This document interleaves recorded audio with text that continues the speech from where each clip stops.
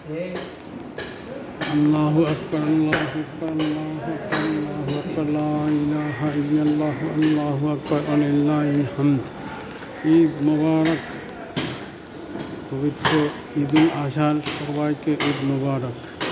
আমাদের সকলের এই স্যাক্রিফাইস, এই কোরবানি মহান আল্লাহ তাআলা কবুল করে। এই কোরবানির পরে আমরা সকলেই ক্লান্ত শ্রান্ত হয়ে খেতে বসবো। আমরা দাওয়াত খেতে যাওয়ার সময়, দাওয়াত খাওয়ার সময় আমরা একটু সাবধানে খাবো। আমাদের যারা বয়স্ক মানুষ, যারা শিশু বাচ্চা, তারা বেশি সাবধানে থাকবো। এবং আমাদের মা বোন যারা রান্নাবান্না করবেন তাদেরকে বলবো একটু ভালো করে রান্না করবেন।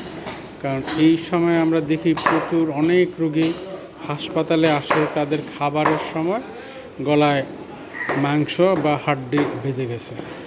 এবং এটা মোটামুটি রুগীরা নিজেরাই বুঝে, খাওয়ার সময় হঠাৎ করে খাবার বন্ধ হয়ে যায়, খেতে পারে না এবং গলায় হাড্ডি বেজে যায় বা মাংস টুকরা আটকে যায়। সেই বিষয়ে যখন এই ধরনের কোনো ঘটনা ঘটবে, খুব তাড়াতাড়ি একজন ডাক্তারের শরণাপন্ন হবে। ডাক্তারের কাছে গেলে উনি খুব সহজেই আপনার এই গলার সমস্যাটা বুঝতে পারবে। এবং সেক্ষেত্রে দুইটা এক্স-রে করলে এটা বোঝা যায় কোন জায়গায় বাজছে এবং কী বাজছে। যদি এটা হাড্ডি হয় তাহলে খুব সহজে এক্স-রে দিয়েই বোঝা যায়। আর যদি হাড্ডি না হয় অনেক সময় কঠিন হয়ে যায় বোঝাটা। তো সেই ক্ষেত্রে সর্বোচ্চ একটা সিটি স্ক্যান করা লাগতে পারে।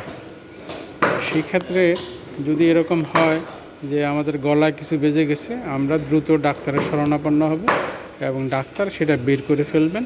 সেটা গলায় বাঁধতে পারে, খাবার নালিতে বাঁধতে পারে। খাবার নালিতে বাঁধলে অনেক সময় রোগীরা পুরো অজ্ঞান করে বের করতে হতে পারে। তাহলে সেই জায়গায় যেই সমস্ত হাসপাতালে অজ্ঞান করার ব্যবস্থা আছে সেই সমস্ত হাসপাতালে যাওয়াটাই বেটার। আবার শিশুদের ক্ষেত্রে সকল হাসপাতালে বের করা যন্ত্রপাতি থাকে না।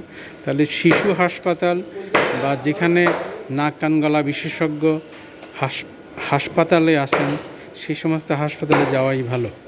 এবং শিশুদের ক্ষেত্রেও কখনো কখনো যদি কোঅপারেটিভ বাচ্চা না হয় তাহলে সেক্ষেত্রে অজ্ঞান করে বের করতে হতে পারে। অতএব আপনি ওই হাসপাতালেই যাবেন যেখানে এইটা বের করার সুবিধা আছে। যে কোনো জায়গায় গিয়ে যদি আপনি বলেন যে আমার এটা বের করে দাও, সেটা অনেক সময় নাও হইতে পারে।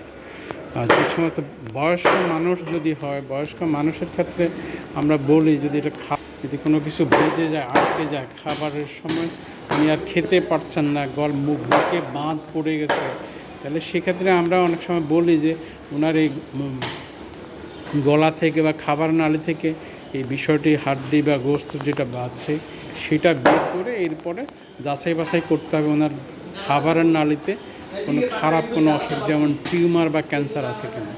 যদি থাকে তাহলে এরপরে ওটার চিকিৎসা করতে হবে। অতএব সকলকে ঈদের শুভেচ্ছা জানাই এবং সকলকে সাবধানে থাকার জন্য জানাই আহ্বান জানাই। এবং আমরা আশা করি আমরা সকলে মিলে কাজ করব, সুস্বাস্থ্যের বাংলাদেশ গড়ার পিছনে আমরা কাজ করে যাব। আল্লাহ হাফেজ।